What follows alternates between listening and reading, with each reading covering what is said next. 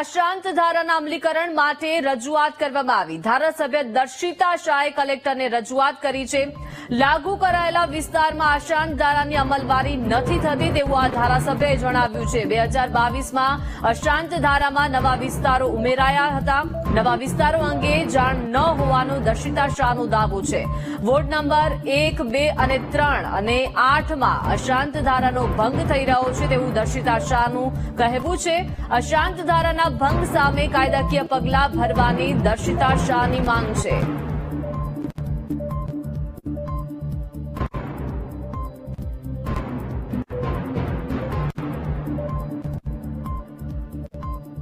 કે અશાંત ધારો હોવા છતાં પણ અશાંત ધારાના કાયદાનું કડક અમલીકરણ થતું નથી અને વારંવાર કાયદાનો ભંગ થતો પણ જોવા મળે છે।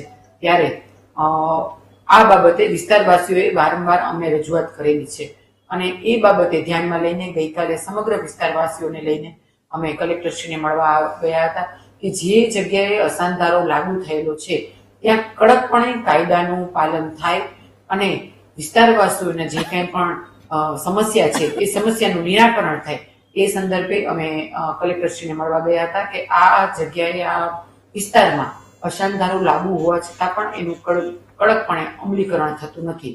એ બાબતે રજૂઆત કરવામાં આવી છે। 2022થી ઘણા બધા વિસ્તારમાં અશાંત ધારાને લીધે અશાંત ધારો નવો લાગુ કરવા બાબતે વિસ્તારવાસીઓની રજૂઆત કરવામાં આવી હતી।